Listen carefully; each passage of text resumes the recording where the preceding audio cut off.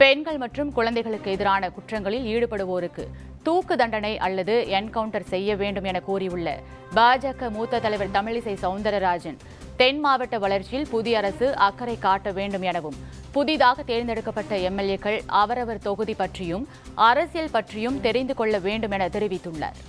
என்னை பொறுத்தமட்டில் பெண் குழந்தைகளை கசக்கி எரியும் மிருகங்களுக்கு வாழ்வதற்கு தகுதியே கிடையாது என்பதுதான்.